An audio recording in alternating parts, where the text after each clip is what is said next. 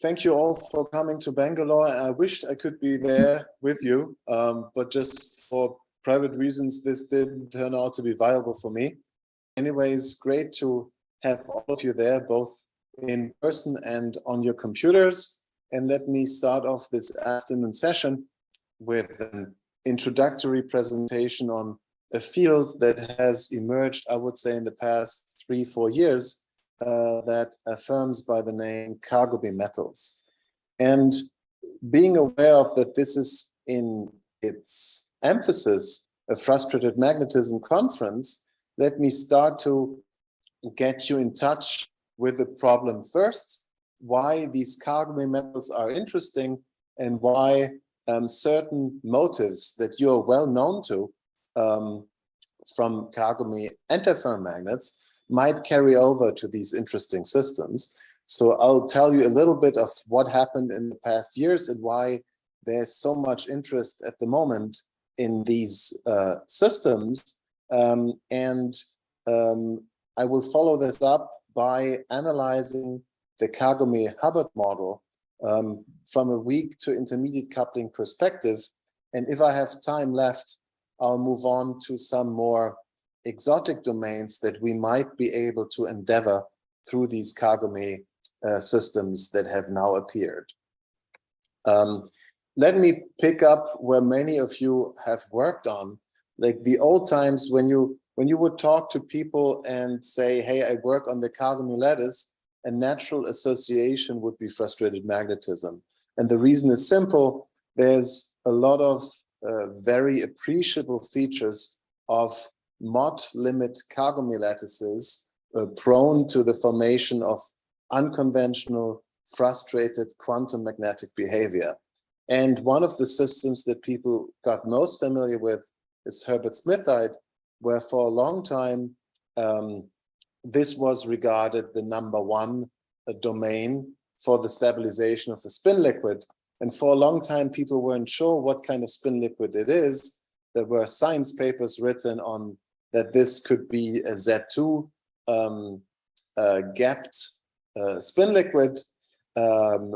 However, due to very important work by one of the organizers, Yasir Iqbal, at some point, it later turned out that this is, if it's there without too strong disorder, it should be an interesting host for a U1 Dirac spin liquid. So already the Kagome antiferromagnet has a huge history in frustrated magnetism, and many people in the field, Frédéric Millat, Didier Poisblanc, Steve White, and many other people that I'm just blanking right now, have worked on this problem and have made their mark in this field. But these were all times, and as I said, frustrated magnetism typically implies that we are that the electronic system forms a mod insulator and the kinetic degree of freedom is basically gone, and all the electrons do is interacting through their local spin 1/2 degree of freedom. Now, what can happen when you have a more itinerant perspective on Kagome magnets? This is really what happened in these iron tin compounds in 2018, where the expression Kagome metals really originated from. So what are these systems like? In short, I believe it's well summarized by this sketch in the middle of this slide. You basically accomplish a Kagome lattice of iron atoms surrounded by tin in the hexagonal center.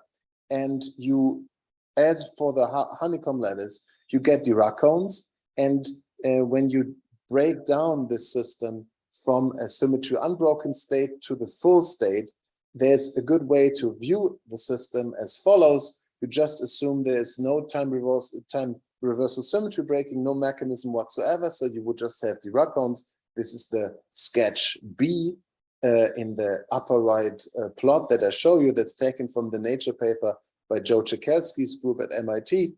Then you assume an itinerant ferromagnet, which means that one spin species is gone. And then you further add the spin-orbit coupling due to the tin in particular, and you end up with gapped spin-polarized Dirac cones.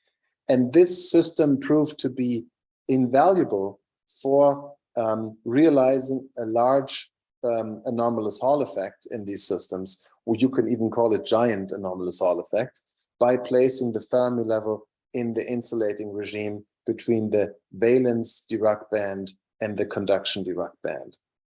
And all this had certain further unfolding. There was a related compound like iron tin where people witnessed similar physics, but this is still a particular type of metal, right? We still have an itinerant ferromagnet, really. So if we think from the frustrated magnet's perspective, the thing that is gone is that we're not in the Mott limit anymore, but instead we still have itinerant electrons that witness itinerant formation of magnetism. And yet there was a new wave of compounds where you don't just have a time reversal symmetry broken itinerant magnet, but you have a true honest to God metal with no further symmetries broken. And this was first accomplished in papers by Gerardo Ortiz and Steve Wilson from UCSB. They grew the samples, and one of the first papers on the topic was by Saeed Hassan. I'll come to that later on, where we also contributed theoretically. So what's the system here? The system is again, well, it's a Kagome lattice, but now the Kagome lattice is not formed by iron or copper as back in Herbertsmithite, but by vanadium.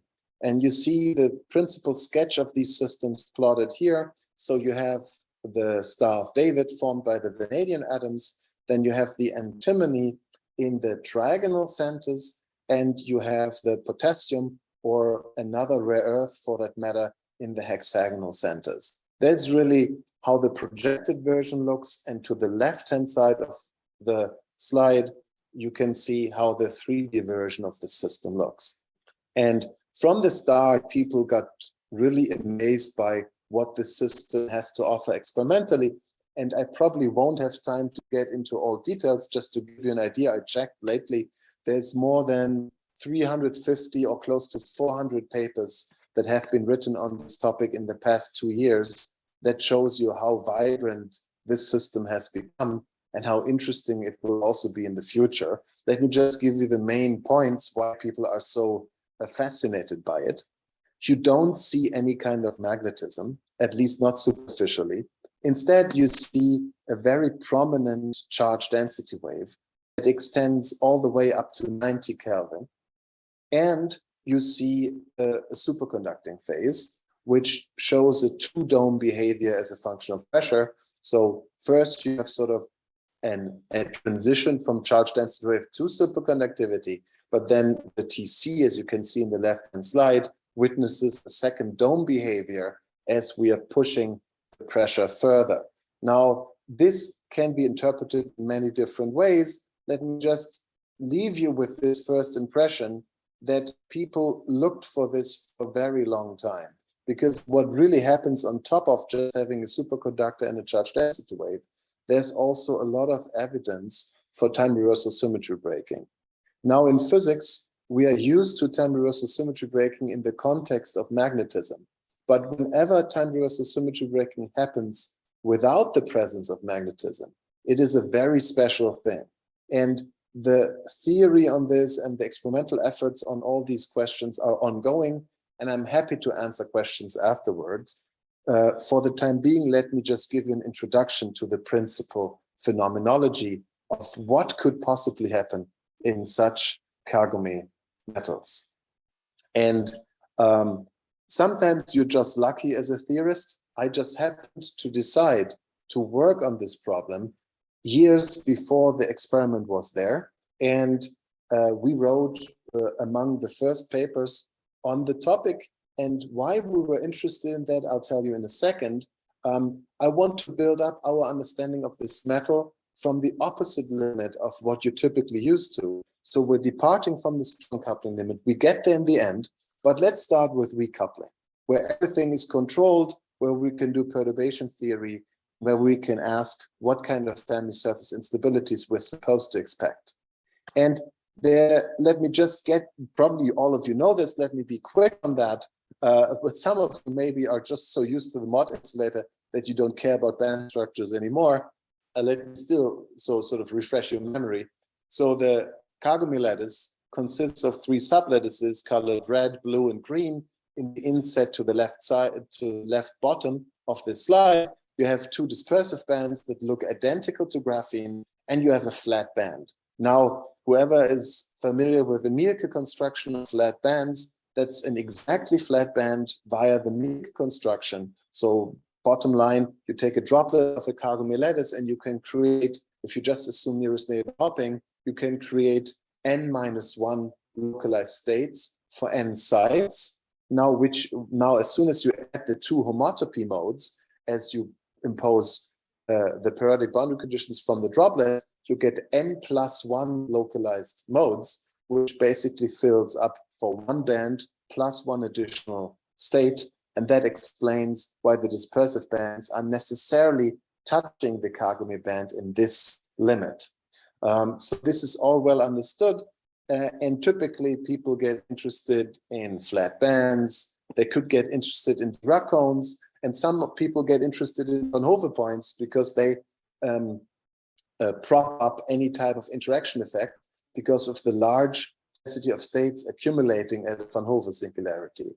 And what is so great about these Kagome metals, in one way or the other, you have everything here. You have Dirac cones, you have Van Hove singularities of very special kind, which I'll show you in a second, and you even have flat band physics. So basically, whatever you like, as long as you get the Fermi level there, you can see tremendously interesting physics in Kagome metals.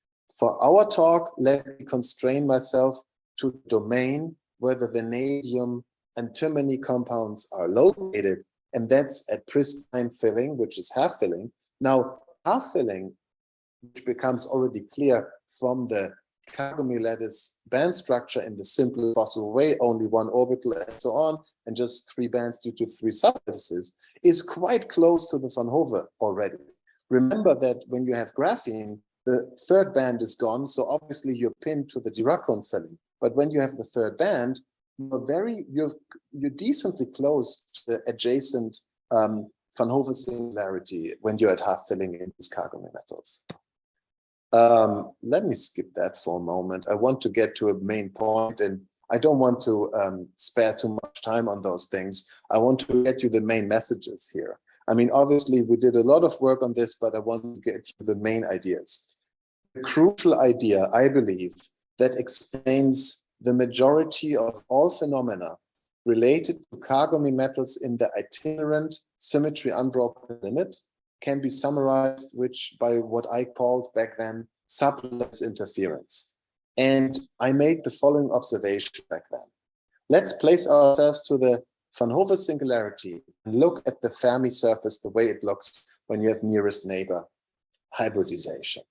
It looks like a hexagon within a hexagon, and at Van Hove filling, you see the dashed line. I placed the Fermi level right at Van Hove filling, but there's something very interesting related to the Fermi level eigenstates. I color them in a particular way, namely, I take the Fermi level eigenstate and ask how it distributes into 3 different sublattices. And now as I walk along the Fermi surface, I notice that as I walk along the Fermi surface, the majority of contribution changes from one sublattice to the other. You see this to the right side of the slide, how the different sublattice occupancies change as I walk along the Fermi surface. Now, what's the consequence of this? If I look at such a Fermi surface where the majority of density of states is located at the Van Hove points, which are the 3 inequivalent M points, which is where the Fermi surface touches the Brea zone corner, you see that these 3 majority points of electronic density of states all are characterized by independent sublattices. So at one endpoint, there's Fermi level eigenstates that live on the red sublattice. On the other endpoint, there's just density of states that lives on the green sublattice. And on the other endpoint, there's density of states that lives on the blue sublattice. Now, when you're talking about Fermi surface instabilities, the natural thing that happens is you start connecting the points of maximum density of states. And as you are doing this, you would be naturally connecting the inequivalent endpoints. However, when you do this on the Kagome lattice, you notice that you're connecting Fermi-level eigenstates that live on different sublattices. Now, what does that mean?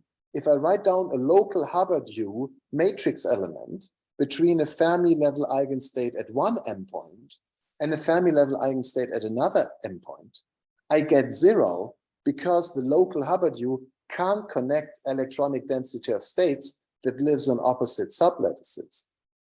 And this type of subtlety has a huge impact on the effective interactions you see in the Kagome metal.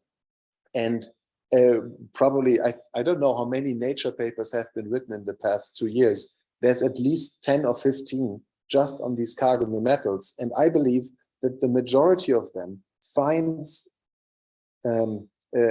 their root in this mechanism. Because what it really does is it propagates, it emphasizes the nearest neighbor repulsion. All nearest neighbor interaction terms get propped up because of this matrix element effect imposed on the local interactions. So that's something that we rarely see in Fermi surface instabilities. Typically, they are dominated by local interactions. And the takeaway message here is that sublattice interference in the Kagome-Hubbard model allows you to have an effective system in which the nearest neighbor interactions are enormously relevant as compared to the local interactions. And that drives all the physics that I'll tell you in a second. So I'll stop that. Well, maybe I should make some claims here. There was a theorem, so to speak, by Srinivas Raghu, Steve Kivelson, and Doug Scalapino that said that when you turn on longer range interactions, TC has to go down in the weak coupling limit. And they claim that this is a theorem. Now, because of sublattice interference, actually, I could show that the Kagome Hubbard model is a counterexample to that theorem. Because as you now turn on longer range interactions, all of a sudden, you can exploit more strongly the density of states at the Van Hove points. And as a consequence, you also can increase TC. But that's not the main point of this talk. Let me rather go into this most interesting regime, namely intermediate coupling, where we're starting to approach the frustrated limit, the frustrated magnet domain, at least from the other side of the mod, of the mod level. And well, the method we use is called functional randomization group. If you're interested in reading up on it, the first paper was written by Singh and Schulz in '99, and many, many papers followed since then. If you want to read one of our reviews, it's listed here. It's in Advances in Physics from 2014. But let me rather get you to the main results. And what we did is, knowing that the sublattice interference is vital in these Kagome metals, we, from the start, not just included an on-site Hubbard interaction, but also a nearest neighbor Hubbard interaction. And that's the phase diagrams you get, either right at Van Hove filling or in the neighborhood of the Van Hove filling. And while I don't have a lot of time to go through all these phases, let me rationalize the phase diagrams a little bit for you. So first of all, you see that when the on-site Hubbard-U dominates over the nearest U, the Kagome metals should be dominated by ferromagnetism. Well, this is obvious because you just have a suppression of the finite Q matrix elements, but the Q equals 0 matrix elements you obviously don't suppress. And since the Q equals 0 fluctuations are then propped up by comparison to the finite Q fluctuations, this propagates the formation of ferromagnetism, by the way, as you see even in iron tin in the Czekelsky compounds that then immediately showed ferromagnetic behavior. So there's a very suggestive tone to it just by looking at the Hubbard model. However, if we now allowed ourselves to have a finite U1, you see that there are phases that are typically very hard to come by in generic Hubbard models. There's a prominent Pomeranchuk instability labeled Pi. There's spin bond order and charge bond order, which are probably orders you hardly haven't heard of unless you're really into the matter of exotic Fermi surface instabilities, or you know Peierls instabilities by heart and their higher dimensional generalizations. And you see F-wave superconductivity, which again is not so easy to come by in a generic condensed matter system, because typically the singlet favoring fluctuations dominate sooner or later and give a strong bias towards singlet type superconductivity formation. Let me go through these shortly. I know I don't have very much time on that for that. So charge and spin bond order really is something amazing, I would say, that we have that we had theoretically discovered in 2013. So in the Kagome-Hubbard model, so what is happening here? You have translation symmetry breaking, but since you have 3 Van Hove points, you have 3 characteristic nesting vectors, Q1, Q2, Q3, which all set in at the same time, and the resulting order is a 12-side order, a 12-side unit cell, and people could also call it a 2x2 order, simply because a unit cell on the Kagome lattice has 3 sides to begin with. So when the new unit cell has 12, you can also call it a 2x2 ordering on the Kagome lattice, which is what experimentalists prefer to say. So you have the 12-side unit cell, and what happens is the ordering can happen on the bond. And by that, I mean, you see, and let me just discuss the charge bond order. The spin bond order is very similar in spirit. You just have an alternation of strong bonds and weak bonds along all set of parallel lines in the Kagome lattice. And taken independently, these parallel lines really look like Peierls phases. And that's why I kept saying before that in a way, this can remind you of a Peierls phase really, but it's sort of a Peierls phase arranged in a 2-dimensional environment. And these charge bond orders, they could form. And what is so interesting about them is that this is a particle hole condensate with finite relative angular momentum. Now that's something very peculiar, because typically you would expect that when you have a particle hole condensate, because of the opposite charges, the pairing wave function of the particle and the hole should have 0 relative angular momentum in order to optimize the attraction between the particle and the hole. Here, however, due to sublattice interference, it happens such that the bond order becomes energetically preferable. And yeah, so that's something quite interesting to follow up on. And I'll come back to that as soon as we see experiments on the Kagome metals. Maybe something that those of you who are interested in twisted bilayer graphene might want to notice is that the Kagome-Hubbard model was also the first instance of witnessing a Fermi surface instability into a nematic phase, where the point group symmetry that is broken relates to a 2-dimensional irreducible point group representation. So typically, whenever people discuss nematicity on the square lattice, for instance, in the pnictides or even in the cuprates, then typically it's related to a 1-dimensional irreducible representation. Whereas here, the irreducible representation in question is 2-dimensional. And that is a motive that we had seen in 2013 that now reappears in the context of twisted bilayer graphene, because similarly, the hexagonal lattice symmetry suggests an E2 irreducible point group representation, which could be subject to nematicity, a precursor of which is the Pomeranchuk instability. So that's what we've seen there already in 2013. And we also noticed that because of sublattice interference, the F-wave superconductivity appears strongly preferred, but this is distracting us too much. So let me just move on here and tell you what was found. So I think Saeed Hassan was among the first scientists who got his hands on the samples of Steve Wilson in Santa Barbara. So he did STM measurements, and he instantly saw this 2x2 ordering.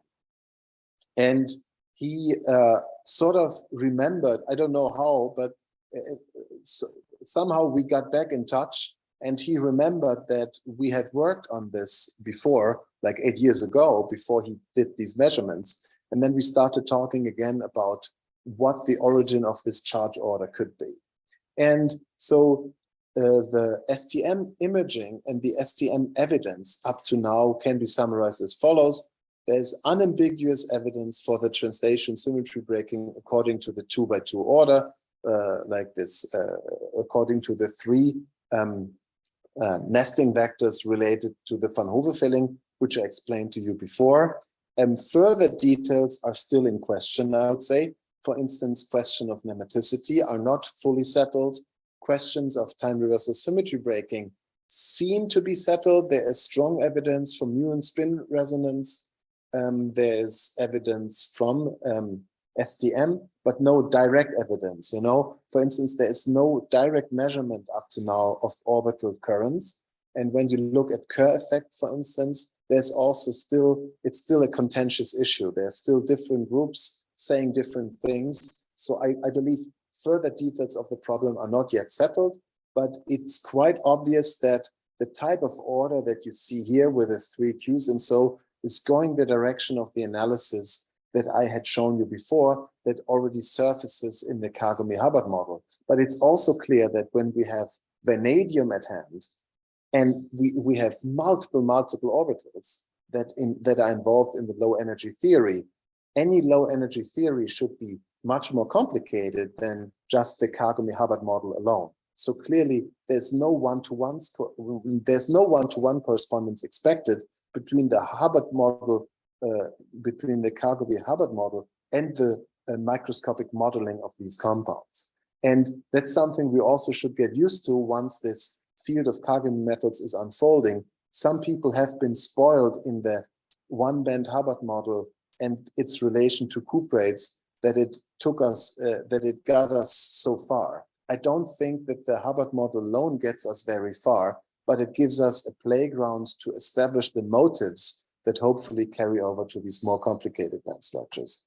And to give you an idea of how to minimally extend and expand on the Kagome-Hubbard model to approach a decent description of these Kagome metals, let me just shortly at the end of the talk highlight how this could go. So what we did is we tried to impose a 2-orbital modeling. We took those two orbitals that are even under mirror symmetry such that they don't have overlaps with the p orbitals of antimony. That was our motivation to pick them. And what you come up with is the band structure you see below. You see that there's multiple Van Hove singularities. That's obviously an unavoidable thing. As soon as you have multiple orbitals, you have multiple sets of bands. So you have not just one Van Hove level or 2 for that matter. You have several ones. And this is the essential added complication as one is approaching these systems. We did a careful analysis of the charge density wave order in the system and made several conclusions on this, which are now followed up on from an experimental viewpoint. So basically, there can be time reversal symmetry breaking in the charge density wave, but there doesn't have to be. So what we did back then in 2013 was only an analysis of the instability, but not of the phase itself.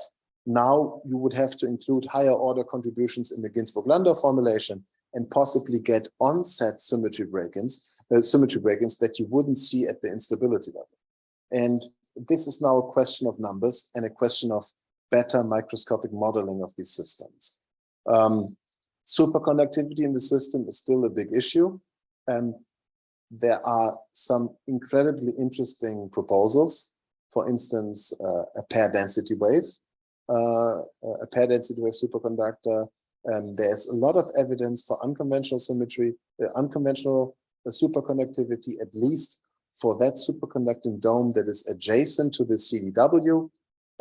But again, these things are still in flow, and there are no clear unanimous conclusions at this point. So I don't want to blur your mind with my current opinion on it.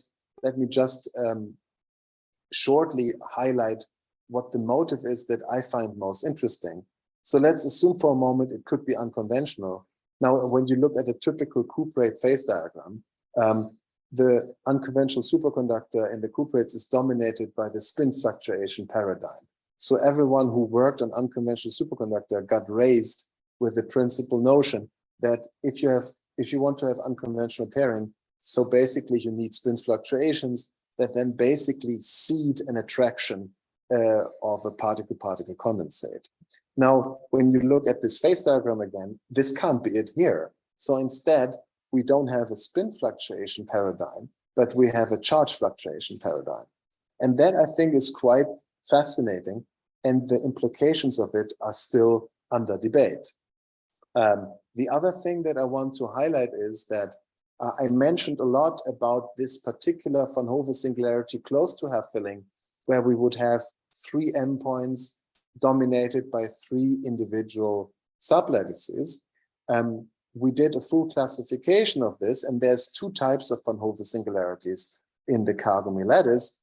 There's one where you have this, you can call it vorticity if you like, that I had mentioned before, but there's also another von Hove filling where each endpoint is not classified by one sublattice alone, by an admixture of 2.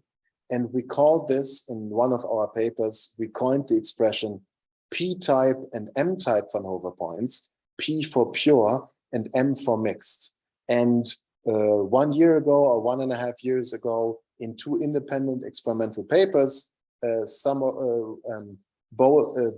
claim was experimentally verified in angle resolved photoemission spectroscopy on these Kagome metals. So they could measure the independent nature of P-type and M-type von Hove points.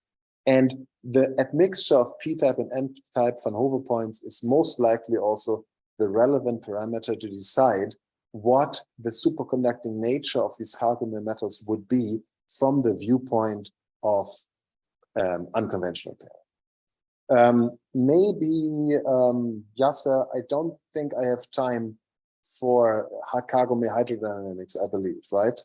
I should probably move on to the question section. You have a few minutes, like 4-5 minutes, and then we have a couple of minutes for questions. Aha, okay. So, okay, maybe, yeah, okay, I tried to be quick. So, I believe that without any exaggeration, that all of us got interested in frustrated Kagome magnets for many different reasons. But on top of that, the domains of frustrated metallicity that the Kagome lattice has to offer will give us a tremendous domain of uncharted territory. And just to give you a glimpse of another direction, which we embarked on lately, is something we call Kagome hydrodynamics. And for that reason, what is the takeaway message here? Take Herbertsmithite, and just for the sake of the argument, allow yourself to assume that we could replace all zinc by some 3+ atom, for instance, scandium or gallium. If you do that, you would enforce the electronic filling to be right at the von Hove, right at the Dirac point. And then at the Dirac point, we would have electronic states dominated by d orbitals. And when they are dominated by d orbitals, this would be something quite interesting. This was a work with José Valenti, with Frank Lechermann, with Harald Jeschke. I hope I'm not forgetting anyone. This was an old work from 2014 or so. What we did afterwards is this. We just calculated by more sophisticated methods with Tim Wehling, by CRPA analysis, we calculated the fine structure constant, the effective fine structure constant in such a strongly correlated Dirac metal. And we would find that the scandium Herbertsmithite that we talked about in 2014 turns out to have a record high fine structure constant. Now, why is this relevant? So Dirac cones Dirac materials naturally provide a good arena for potential hydrodynamics. But if so, you always want to ask, how strong is alpha? Because alpha determines the regime of the hydrodynamics you are in. Since the Reynolds number depends on, very sensitively depends on the fine structure constant. And when you have a very weak fine structure constant, you can just do Boltzmann theory to approach the hydrodynamic regime, because Boltzmann effectively is an expansion in alpha. But when you have an alpha that is bigger than 1, as we could accomplish in this scandium-Herbertsmithite, you need to approach the hydrodynamics from a different viewpoint. And luckily there is one, namely ADS-CFT. And ADS-CFT converts the problem into a gravitational problem and then performs perturbation theory not in alpha, but in 1 over alpha.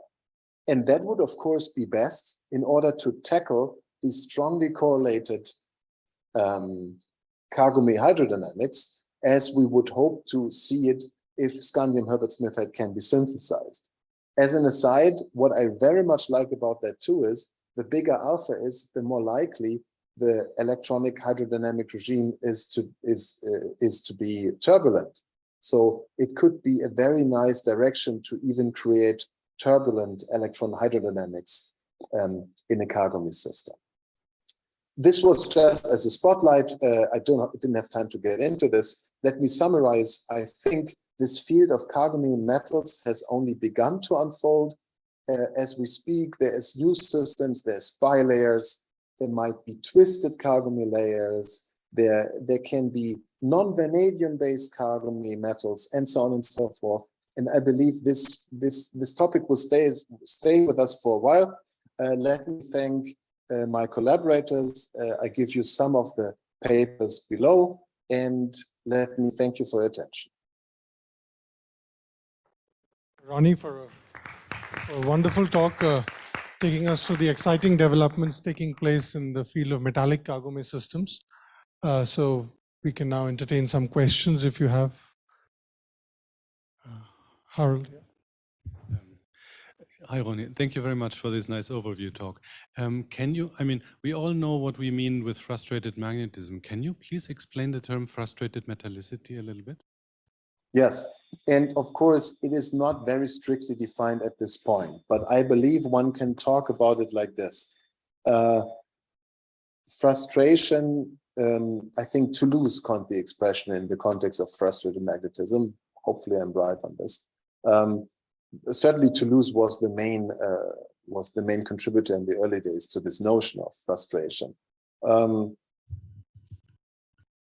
In the context of metal, I would use the word frustration when the typical fluctuation mechanisms that would lead us to the common suspect orders are either suppressed or challenged by competitive fluctuation channels. And the Kagome metal, due to the sublattice interference, allows an unheard of competition of different Fermi surface instabilities. You really see how the thing is turned upside down. If the on-site Hubble were dominant in these Kagome metals, you would have seen, I bet with you, you wouldn't have seen a charge density wave, you would have seen a spin density wave, and you would have a very standard domain of physics. But now that you have a competitive pairing mechanism in the particle-hole condensates and the particle-particle condensates that derive from nearest neighbor interactions because of the suppression of on-site interactions, at least within the dominant fluctuation channels, I would say this reminds me very much of some motives that are prone to frustrated magnetism, which is why I would say that frustrated metallicity is probably not so bad of a word, because it tries to encompass the unfolding diversity of potential formation channels the metal can witness in such a setting. Any further questions? Any more comments? Ludovic Jobert has a question, so let's just give me a minute. You have the mic? Okay. Hi, Ronny, it's Ludovic. Hi, Ludovic. I was wondering, you've shown at the beginning of your talk, you've shown the band structure of the Kagome lattice with the dispersion bands and the flat bands at the top. I was wondering, I mean, as a theorist, if you would be interesting to consider like a breathing Kagome lattice, where it's possible to move the flat bands below and like in between the dispersive ones? Oh, sure. I mean, first of all, I should have mentioned a couple of more details here. I mean, you're of course perfectly aware of this, but I forgot to mention this. This is a non-bipartite lattice. So T to minus T is not a gauge transform anymore. So depending on the sign of the hybridization element, this flat band either touches above from the dispersive bands or from below. And on top of that, Ludovic, you were mentioning that one can adjust even the position of the flat band and shift it into the dispersive bands. That's what you said.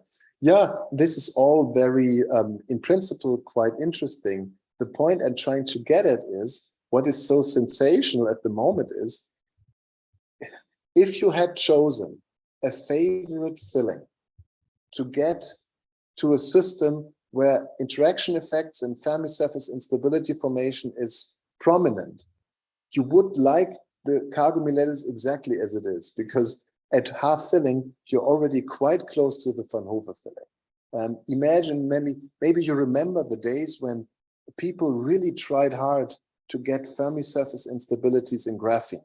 This was a time 2008, 2009, 2010, 2011, around this time, where people really desperately tried to dope the Kagome, the graphene lattice away from the Dirac filling, closer to the Van Hove singularities, but this would take them 14% doping, which is impossible to accomplish experimentally.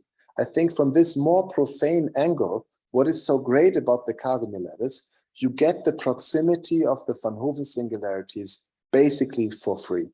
And all the physics that people talk about when it comes to Van Hove singularities can be seen experimentally without a huge effort of chemical doping, which typically imposes so much horrible disorder that it becomes a story of its own. Maybe a little bit like Herbertsmithite, where people claim that a disorder is really another story overlay on the actual Herbertsmithite story. So here, coming back to this metal, I fully agree with you, but one should keep in mind that the generic filling of these Kagome metals is already exactly where it should be from the viewpoint of Fermi surface instabilities. Okay, thanks. Yeah, thank you, Ludovic. Long time since we saw each other. Yeah. Yes, quite some time, yes. Yeah. Hopefully soon. That's why I was requesting you to come to Bangalore. But no, thank Ronny. I think we're already over time, unless there's an immediate question or someone from the online participants. There's a chat mentioning, there's a chat question, so we... no, Yogesh sent me an email. So. Okay. Yeah, that's just for you. Okay. You can answer that question privately. Okay, right. Okay, then let's thank Ronny for a very nice talk. And yeah, hope to see you sometime soon then. Yeah, thank you very much.